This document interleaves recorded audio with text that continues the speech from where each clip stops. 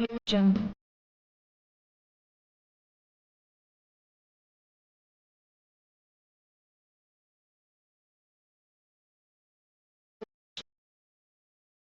நண்பர்களே, இன்னைக்கு நம்ம சேனல்ல என்ன ரெசிபி செய்து பார்க்க போறோம்னா ஒரு பிரேக்ஃபாஸ்ட் ரெசிபி தான். அதுதான் பிரெட் மசாலா. இது ரொம்பவே எளிமையாகவும் ரொம்பவே சுவையாகவும் இருக்கக்கூடிய ஒரு ரெசிபி தான். இது கண்டிப்பா ஒரு முறையாவது இந்த ரெசிபியை உங்க வீட்டுல கண்டிப்பா செய்து பாருங்க. அதுக்கு முன்னாடி நம்ம சேனலை முதல்ல பாக்குறவங்க சப்ஸ்கிரைப் பண்ணுங்க, கூடவே இருக்கிற பெல் ஐகானை கிளிக் பண்ணிக்கோங்க. கடைசி வரைக்கும் இந்த வீடியோவை நீங்க ஸ்கிப் பண்ணாம பாருங்க. வாங்க பிரெட் மசாலா எப்படி செய்யலாங்கிறத பார்க்கலாம்.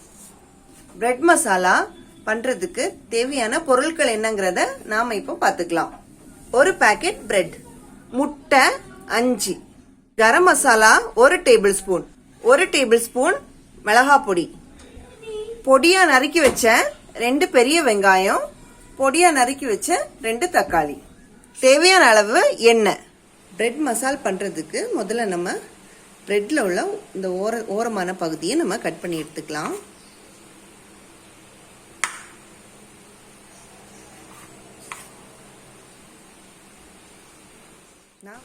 இந்த மாதிரி ஓரத்தெல்லாம் நம்ம கட் பண்ணி எடுத்தாச்சு.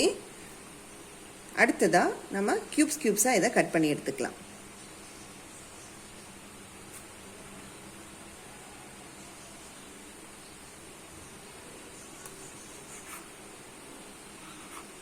இந்த மாதிரி கட் பண்ணி எடுத்துக்கலாம்.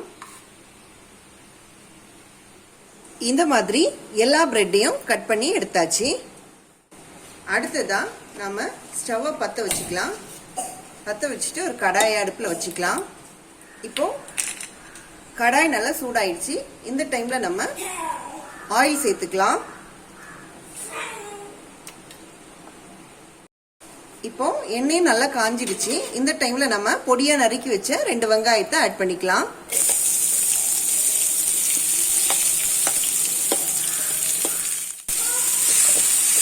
நல்லா வதக்கி விட்டுக்கலாம்.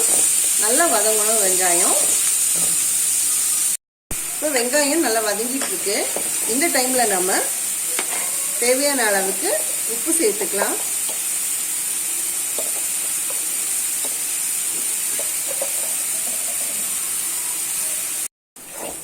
வெங்காயம் ஓரளவுக்கு நல்லா வதங்கிடுச்சு.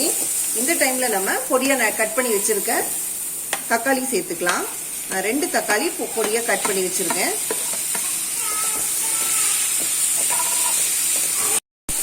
தக்காளியும் நல்லா வதங்கி வரணும். அது வரைக்கும் நம்ம நல்லா வதக்கிக்கலாம்.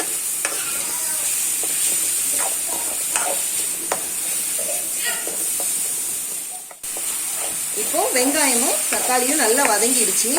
இந்த டைம்ல நாம மசாலா எல்லாம் சேர்த்துக்கலாம். முதல்ல நம்ம 1 டேபிள் ஸ்பூன் மிளகாய் பொடி சேர்த்துக்கலாம்.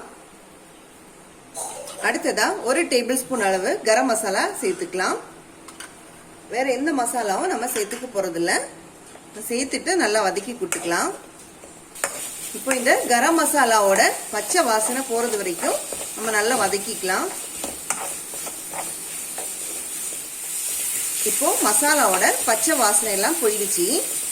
இந்த டைம்ல 5 முட்டை எடுத்து வச்சிருந்தேன் இல்லையா, அதை உடைச்சு வச்சிருக்கேன். அதுல சால்ட் ஆட் பண்ணி கலக்கி வச்சிருக்கேன். இதை இப்போ ஆட் பண்ணிக்கலாம்.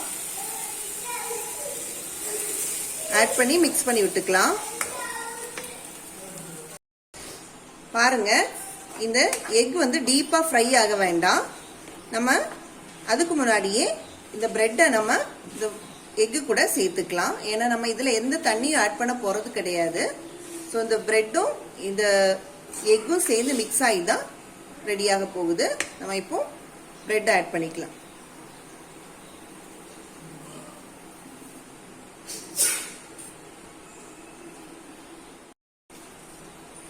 இப்போ மிக்ஸ் பண்ணி விட்டுக்கலாம்.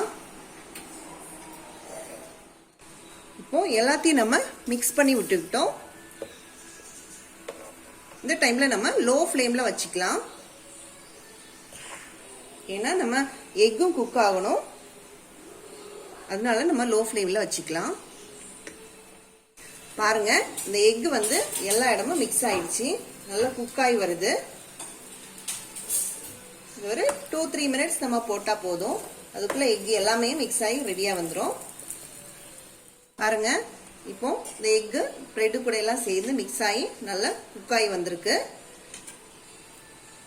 இப்போ நம்மளோட பிரெட் மசாலா ரெடி ஆயிடுச்சு. இப்போ ரொம்பவே சிம்பிள் பிரேக்ஃபாஸ்டான பிரெட் மசாலா சாப்பிட்றதுக்கு ரெடியா இருக்கு. இந்த மாதிரி சமைக்கிறது உங்களுக்கு பிடிச்சிருந்துச்சுன்னா உங்க வீட்லயே ஒரு வாட்டி ட்ரை பண்ணி பாருங்க. இந்த வீடியோ உங்களுக்கு யூஸ்ஃபுல்லா இருந்துச்சுன்னா லைக் பண்ணுங்க, ஷேர் பண்ணுங்க, சப்ஸ்கிரைப் பண்ணுங்க. உங்களோட கருத்துக்களை எங்களுக்கு கமெண்ட் பாக்ஸ்ல பதிவு பண்ணுங்க. Happy cooking.